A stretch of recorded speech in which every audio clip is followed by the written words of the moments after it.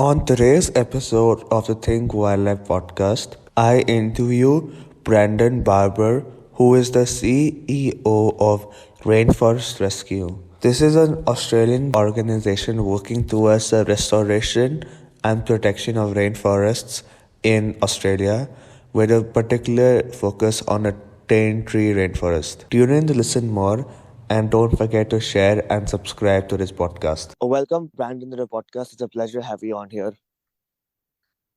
Thanks so much, Anish. It's great to be here. Thanks for having us. What is the idea behind Rainforest Rescue and what is your long-term vision?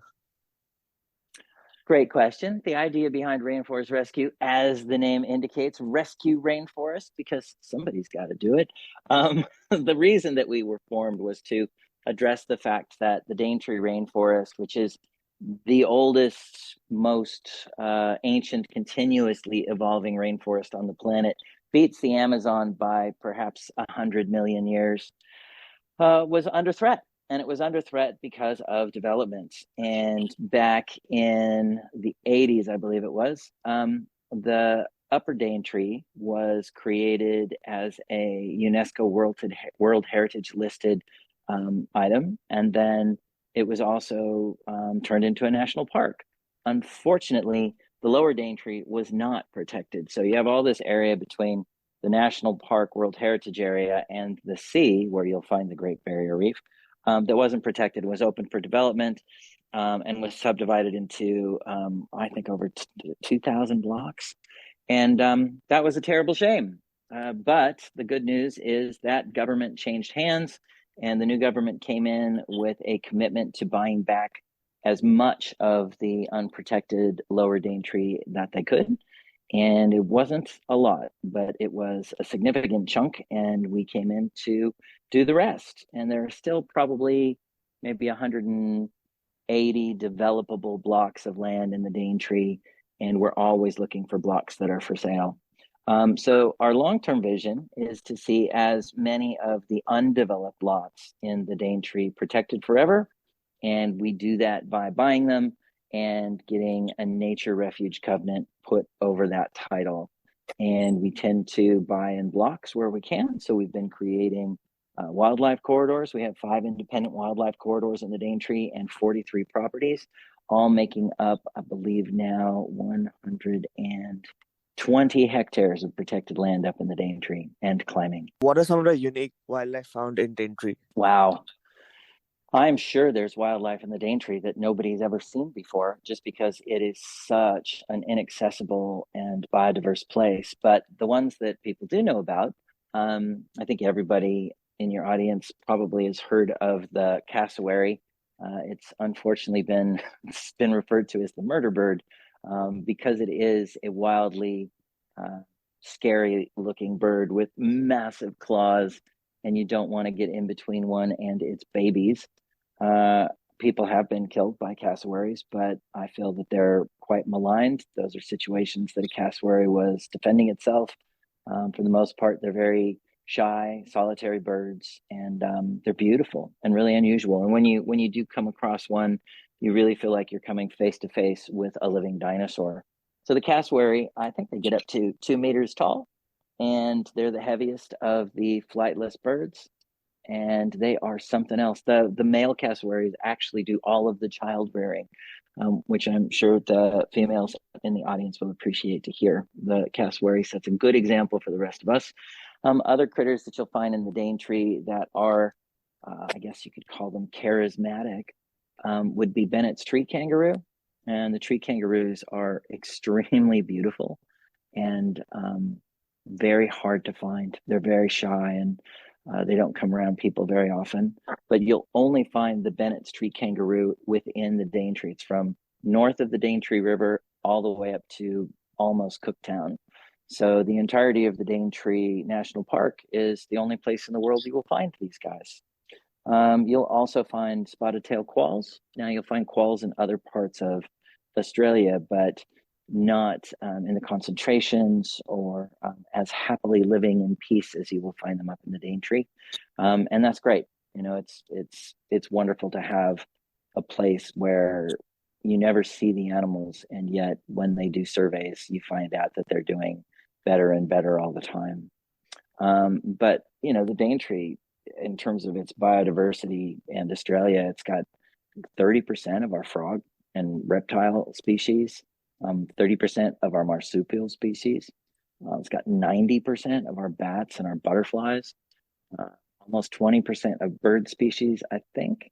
And that's all within 0.2% of Australia's total landmass. So it's a really unique, biodiverse place, not just in terms of the animals that you'll find. I mean, the cassowary, the quoll, the Bennett's tree kangaroo, you'll find musky rat kangaroos, another unchanged member of the kangaroo family that's remained relatively unevolved for millions of years.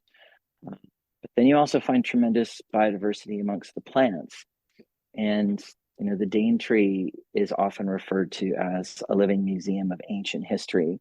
And it showed how lowland plants have evolved since Australia separated from Gondwana, the supercontinent. And one example of one of these early flowering plants is called the Idiospermum australiense, but we just call it the idiot fruit.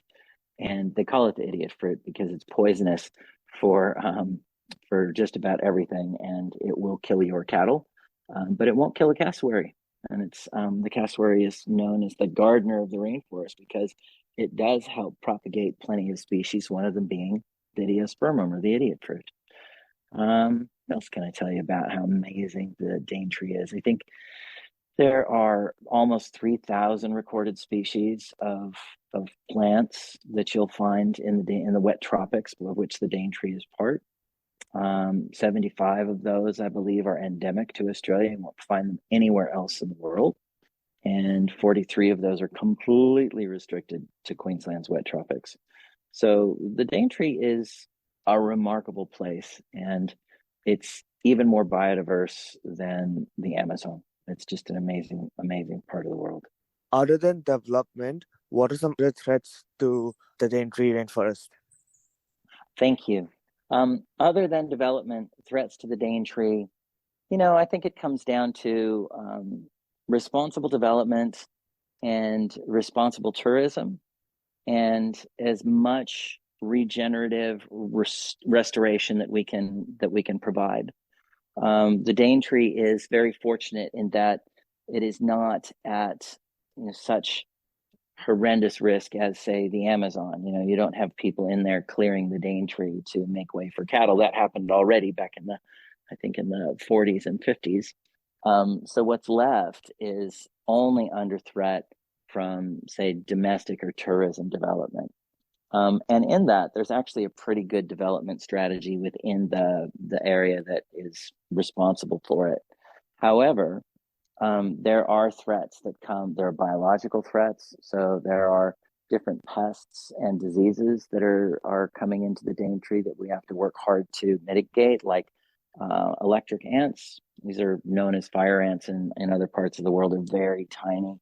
And up until recently, there'd been no fire ants in the Daintree, and these guys displace everything. So they replace what would be available habitat with their colonies, and they're, really unpleasant. And everything that gets in their way either gets eaten or runs away from it. So until recently, there were no fire ants, but then, sure enough, fire ants got into the Daintree. So now there's a mitigation program in place that seems to be working, but watch this space. And then you've also got the threat of global warming and climate change. And one of the reasons why Rainforest Rescue does a lot of work around restoration is to both help reduce carbon in the atmosphere through planting trees and provide a bit more buffer for the Daintree. It's a pretty existential issue that we're all facing. And our goal is to do everything we can to protect and restore as much habitat as we can in that space. But other threats that the Daintree is facing, I think, would be the fact that it's going through so many changes right now. And some of them I think are really terrific, and some of them are challenging. And they have to do with how tourism is handled. They have to do with how the national park has just been handed back to the traditional owners. And that's very exciting. Rainforest Rescue has been working with the local traditional owners in the Daintree, the Eastern Gugu Yalanji people, to help train them in horticulture and biosecurity, as we're actually giving our nursery. We had a small nursery that we used for a decade, and we just refurbished it and then built a new nursery. So we'll be handing back our old nursery to the Yalanji folks, and have been training them to be really good at horticulture and protecting the Daintree. But in terms of threats, it's really development and people buying up land and clearing it, and any kind of tourism that isn't focused on celebrating the unique nature and biodiversity of the Daintree, really ensuring that people understand when they come into this amazing entity that, it's not a place where you want to see jet boats. It's the kind of place where you want to go and really connect with nature and the beauty and the vastness that you see. It's an amazing place. So I would say really the greatest threats to the Daintree that we're working to mitigate would be related to development, tourism, and of course, everything we can do to help reduce the risks associated with climate change will do. One of Rainforest Rescue's major projects are the Plant a Rainforest project. Could you just elaborate a bit on this project? Sure. So think about years ago, maybe 15 now, about 15 years ago, we purchased a property that had been used for growing oil palms, and not oil palms for food production. They were decorative. They were part of Port Douglas. But what was left behind was this 27-hectare wasteland of weeds and disturbed rainforest, what had been rainforest, a lot of junk, old car carcasses and truck carcasses and caravan carcasses. And we cleaned it up, and we had a new nursery at that time, and we started using it to propagate Daintree plants. And we restored this particular property, which we used to refer to as Lot 46, not a very exciting name. And once it had been completely rehabilitated, it was granted nature refuge status, and the local traditional owners granted us a local language name. So now it's referred to as Garanji Bubu, which means cassowary land. So that was our first endeavor of doing a significant restoration or regeneration planting. And that led us to really hone our skills and increase our experience with propagating Daintree seeds and performing really excellent restoration techniques.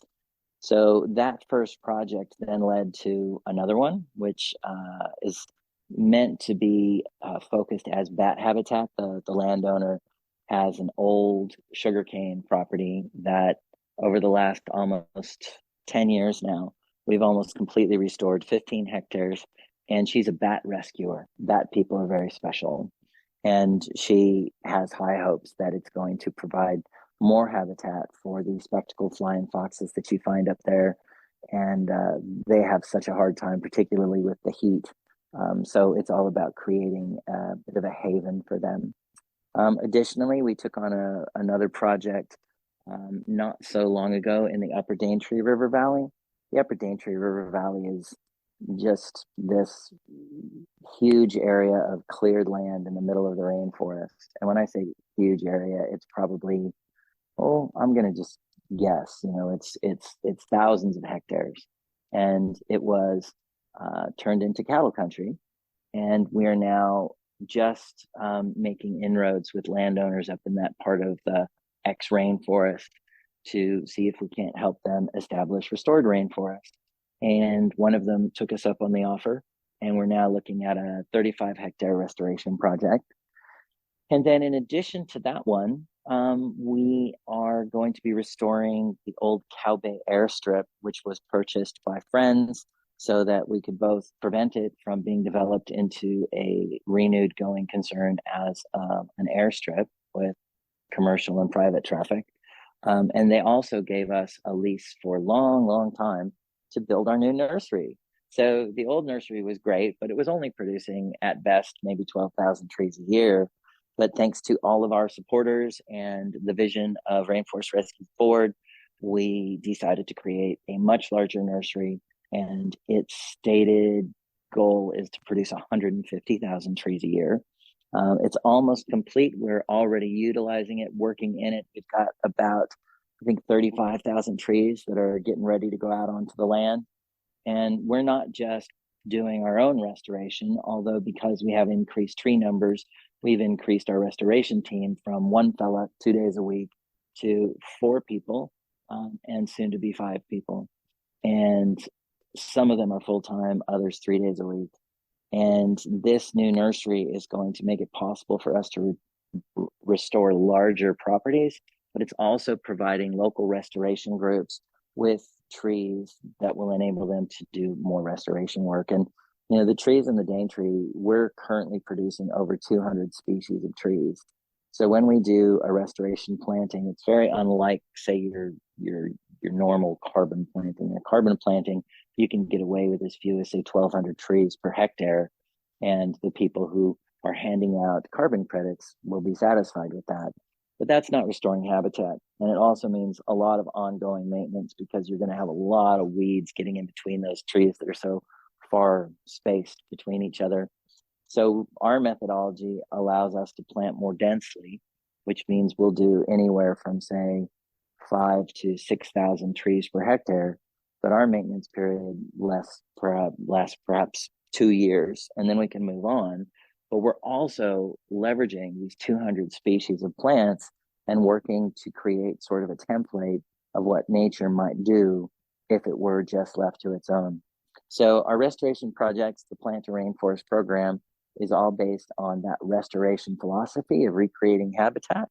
And it's all tied to our newly increased, really almost like a new program of propagation. So our nursery has become very key to our restoration efforts, and it's also become very key to other groups in the region who have often struggled to find good quality rainforest trees for their restoration regeneration efforts. What are some of the challenges you have faced in your restoration programs? Oh, well, I would say that the biggest challenges, there are a few. Up in the Daintree, not a lot of people live, so it's hard to find people who want to work with you and want to do the hard work that is restoration. It's very hot and very humid. I've been out there some days, and I'm by no means someone you would want to have on your restoration team, but a good 15 or 20 minutes in the sun with full humidity in the middle of summer in the Daintree means you're going to sit down in the shade for another 15 minutes. So it's pretty intense. And we're very lucky to have the folks on our team that we do. I often refer to Rainforest Rescue as a unicorn attractor, just because we wind up attracting people to work for the organization who are really committed to our mission of protecting rainforest. And it has just brought some of the most wonderful people to come be a part of the Rainforest Rescue team. So in terms of challenges, otherwise, I think it really comes down to soil types and some of the challenges that you have in the different contexts. Night wings, for example, is ex-sugarcane. And this is a sugarcane field that has been depleted of its nutrients and suffered tremendous chemical inputs for many decades. And now we come along and we say, we're going to turn you back into a rainforest. And oh, look at all the weed seeds that are just in here latent, ready to emerge and take over. So there's a lot of fighting with the weeds. And we use a lot of more and more innovative ways to do that. We've been learning how to deal with weeds in not just that context at sugarcane, but on the Upper Daintree Valley project we're working on. It's a very wet area when the floods come. So not only have we had to deal with weeds, but we've had to deal with really serious water flow. And we've managed to actually use weeds to protect our planted trees at different times of the year, and then turn them into mulch at other times of the year. So the challenges have been based on the context where we've been performing restoration. And it's been a great learning adventure that sees us continue to succeed. And we're really proud of the restoration projects that we've completed and the ones that we're working on, because it's an amazing thing to see an empty field turn into a rainforest. And up in the Daintree, things grow so quickly that you can plant a tree and come back 1 year later, and it can easily be 3 meters tall. So that would be one of the other challenges, and that's why the weeds can be so challenging, is that things grow so quickly up there. If there's good nutrients in the soil and they're getting plenty of the things they need and they're not suffering any terrible um, disturbances like cyclones, they grow quickly. So it's mostly just trying to manage that kind of rapid growth. And of course, again, the different types of soils that you encounter. Those are our biggest challenges. Rainforest Rescue also runs the Save a Rainforest project. Could you talk a bit about this project? You bet. So the Save a Rainforest project, that is, rolling on with the reason we started in the beginning, which was to buy back and then protect blocks of rainforest that have been subdivided out in those blocks that got left out of the Daintree National Park World Heritage Area. And every year, we are able to buy 2 to 3 properties. And I'm happy to say that over the last 5 years, the amount of land that those 2 to 3 properties contain has increased. So that 5 years ago, we had, I believe, 80 hectares of protected land in the Daintree, and now we have 120. So in the last 5 years, we've added 50 hectares to that. And I think it's only going to get better as the organization continues to grow. And we are growing. 5 years ago, we were a quarter of what we are today, both in terms of our capacity and our budget. And I think the opportunities to purchase rainforest are going to increase, just because that seems to be what's happening. And you want to get in there before somebody gets it to develop it. So our biggest challenge as far as the Protect a Rainforest program, and I'm guessing that this is going to be one of your questions, but one of the greatest challenges is being able to afford to purchase properties when they come on the market. In fact, if anybody out there is listening that would like to help protect an amazing, massive 300-acre project that is mostly rainforest, but has a big chunk in the middle that was devoted to cattle, and this is all in the middle of the Daintree, if you could please contact me, that would be great, because we need to come up with, I think, $1.8 million to get that. Of course, you guys are talking in euros and pounds, so you don't really need to worry about it. It's not very much. I think that would work out to about,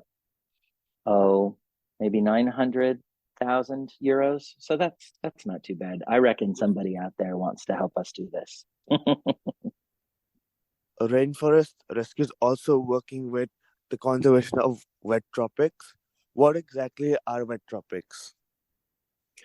So the wet tropics is the region that you find in far north Queensland, and I think it goes south of Cairns, and then you'll go all the way up to the top of Cape York, and it's a really big area, and it comprises some of the richest rainforest that the Australian mainland has to offer, as well as other really interesting ecotypes.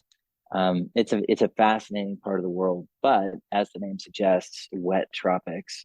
And it's managed by an organization that is funded by the government called the Wet Tropics Management Authority. And they work closely with another organization called Terrain NRM, or Natural Resource Management. And we work closely with them, as well as the Department of Environment and Science, to help identify areas that are of greatest ecological concern for our rescue program. And they're also very supportive of our Restore a Rainforest or Plant a Rainforest program.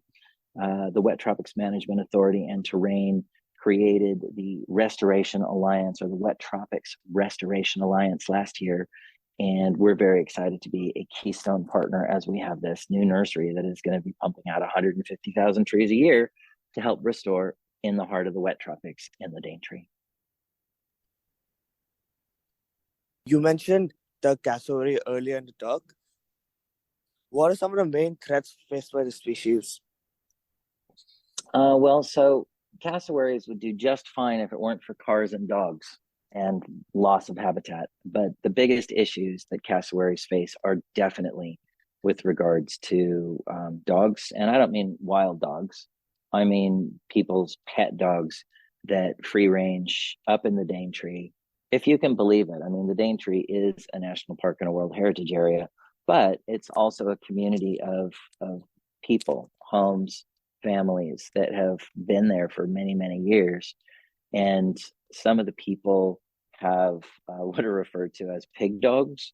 And pig dogs are used to hunt wild or feral pigs. And feral pigs are a huge problem in the wet tropics and in other parts of Australia. So people use these very tough dogs to try to catch and kill the pigs. Unfortunately, some of the dogs run wild and they will kill cassowaries. The other thing that is a big danger for cassowaries, the cassowaries really can't fight against, are cars. And car strikes with cassowaries are, it's not an everyday occurrence, but, 2 or 3 times a year, there'll be a cassowary that gets hit by a car. There was a cassowary the other day that a friend called me about that had been found with an injured foot, and the vet team was called in, I think from national parks, don't quote me actually, but the wildlife veterinary team went in, and because of this old injury and the fact that the cassowary was half the weight that it should have been, it was not thriving, and they actually chose to euthanize it. I I am not an expert in these things. I would think the cassowary made it that far. Probably leave it alone, but I'm no expert in that regard. I'm just sorry that this was another cassowary that was injured by a car strike. So cars and dogs, not good for cassowaries. Protected habitat, good for cassowaries. What is the cultural and ecological significance of the cassowary? Oh, well, that's a really interesting question. Culturally, the cassowary is very special to the Eastern Gugu Yalanji people, the people who've been living in the Daintree in the wet tropics for what's been estimated or said to be over 46,000 years. That's one really interesting things about living or about working living in the Daintree area is our partnership with the local indigenous corporation or the local Aboriginal corporation. That's the Jabobina Yalanji Aboriginal Corporation. And through that and through working together, I mentioned that with our old nursery, we created traineeships and jobs for Jabobina staff. Those would be traditional owners of the region to learn horticulture best practices. We also have one fellow on the restoration team. Anyway, we're learning a lot about the Yalanji culture, and it always feels very special to be invited to sit with them and to listen to their elders tell stories. And that doesn't happen very often, but in the last year, it's happened a couple of times. And it's the cassowary is important, yes, but the land and all of the creatures and all of the plants are important. And I can't tell you specifically the Yalanji story of the cassowary, but I can tell you that the cassowary is innately linked with the Yalanji culture. And you could say that about just about every animal and just about every plant. There's a story that goes with everything. So culturally, the cassowary for the Yalanji people is an important part of their identity. And environmentally, as I mentioned earlier, the cassowary is one of the only animals, or perhaps the only animal, that's actually able to eat the idiot fruit, as well as plenty of other fruits. Quandongs are something that you'll see cassowary snacking on. And they wind up spreading these seeds throughout the Daintree. But some of these seeds won't actually germinate without some sort of biological process, which the cassowary provides. So the idiot fruit in particular is dependent upon that relationship so that they can continue to propagate and thrive. So the cassowaries are inextricably linked to the region, both culturally and environmentally. And how is Rainforest Rescue contributing to the conservation of the cassowary? So the cassowary has a lot of, well, it has a lot of support. A lot of people are concerned about it, and there's a lot of management efforts being put in place to try to help protect the cassowary so that it can thrive in peace. And we are one of the members of a regional group called the Cassowary Recovery Team. And the Cassowary Recovery Team is involved in monitoring cassowary well-being, car strikes, dog attacks, that sort of thing, cassowary populations, cassowary spotting, sightings, different places. But the cassowary recovery team just put forward a cassowary recovery plan that went through a public comments period and has now been put forward to the Queensland State Parliament for acceptance. And the cassowary recovery plan is a very robust approach to providing cassowary support to mitigate those problems and protect the population. So as a part of the cassowary recovery team, Rainforest Rescue is really grateful that we get to participate in such a way. And we'll keep doing everything we can to help move that forward. And primarily that's in restoring and protecting cassowary habitat, as well as educational programs to just make sure that people know that when they're in the Daintree, it's a good place to go slow and look around. And if you're lucky, you might see a cassowary. I also tell everyone in the organization that should they ever be driving through the Daintree and hit a cassowary, don't come back. Just don't come back.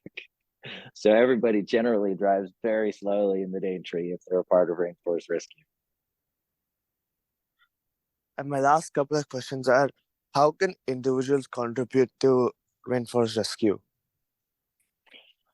Well, one thing I really appreciate about your audience is that it's outside of Australia. I mean, I don't know how many people here in Australia are listening to your podcast, but I'm really always grateful for the chance to speak to folks in other parts of the world. Rainforest Rescue, as I mentioned, is growing. And as we grow, we're able to protect more land. As I said, we've increased the surface area of land in the last 5 years dramatically over the previous 20. This is our 25th year we're coming up on. And our new nursery going from 12,000 trees a year to 150,000 trees a year, employing Indigenous Australians and locals in the region in skilled positions or learning how to perform those skilled positions, everything from, basic propagation and horticulture to seed collection. And then with restoration opportunities, we are putting more and more people boots on the ground in order to perform restoration with these trees. Now, we have goals of purchasing ex-agricultural properties. Instead of performing restoration on other people's properties as they come up, we envision purchasing, restoring, and then forever protecting larger blocks of ex-agricultural land that we actually do everything to restore and bring back into the fold. So that's a big goal, and that's going to cost more money than we have in the bank. And everything that we do is only possible because of the support of individuals. So everyone out there who's listening to me right now, hello. If you would like to participate in helping to protect cassowaries and tree kangaroos and spotted-tailed quolls and musky rat kangaroos, and all of the other amazing creatures in the Daintree, just the bird life alone in the Daintree is incredible. You can do that by supporting Rainforest Rescue. And we have a relationship with Global Giving, or if you go to globalgiving.org, you'll be able to make a contribution to Rainforest Rescue from the UK or from the US and receive a tax deduction. Or you can give directly through our website, which is rainforestrescue.org.au. And it's really the folks who contribute. Those are the people who make our work possible. And we're growing, and we can only keep growing and doing more of this work if our support continues to grow. So people can really make a difference to the Daintree and the wet tropics by supporting Rainforest Rescue financially. And if you want to go that extra mile without feeling like you're going very far at all, become a Rainforest Guardian. It's our monthly supporting program, and it's a wonderful way to make a regular gift to Rainforest Rescue that at the end of the year adds up, but doesn't feel like much during the year itself. So beyond financial support, I encourage you all to come over to the Daintree. Get in touch with us at rainforestrescue.org.au. We're also on Facebook and we're on Instagram. But if you want to come see the work, if you want to come volunteer tree plant, let us know. We'd love to have you jump in with us. So if you're planning a trip to Australia, to the far north of Queensland, come meet us. It would be really great to get your hands dirty and get some treatment. But really, anything that you guys can do to help support us, even if it's just following us on social media and telling your friends, that's very helpful as well. So yeah, it really comes down to helping raise awareness and increase the amount of funds that Rainforest Rescue has to do this work. And my final question for you is that what has been your greatest learning from your conservation career? It's funny to think of my career as a conservation career because I actually started, 30 odd years ago with Greenpeace. And, that was very much activism and angry young man days where I thought, surely if we just point to the problem and tell everyone what's going on, it will make the difference. Sort of. Direct action definitely has its place. But then I wound up moving into advocacy and working with indigenous peoples in South America through the wonderful organization that is Amazon Watch. And that was also a wonderful experience. But it wasn't until 5 or 6 years ago that I fully embraced conservation.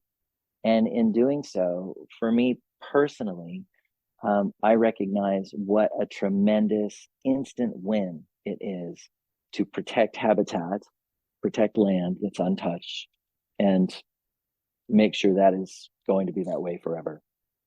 Doug Tompkins, Doug and Chris Tompkins, Doug and Chris founded Patagonia, the sportswear label, and they spent so much of their wealth in purchasing land to protect privately, and that ultimately became Patagonia National Park.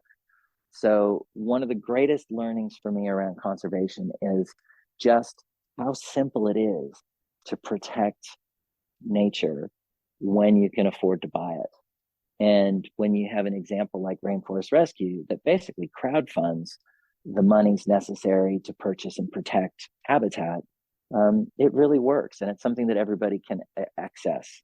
So I'm very grateful to have had this journey and to have come to a place where I'm now focused primarily on protecting what we've got and restoring as much as we can.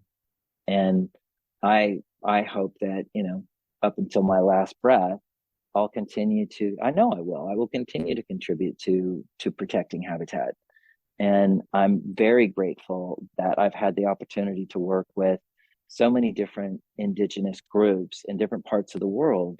Because if you look at the amount of wilderness that still exists out there, something like 20% or so of the surface area of the planet is still wilderness. And I say 20% or so because I don't think it's a very exact science being able to measure how much of that is intact wilderness. But of that, 80% of it is in the hands of indigenous peoples. So it's an amazing journey, I think, for the human race through the Industrial Revolution and into what might be considered certainly mature capitalism, to see that the indigenous peoples have always been at the forefront of protecting nature and working with nature.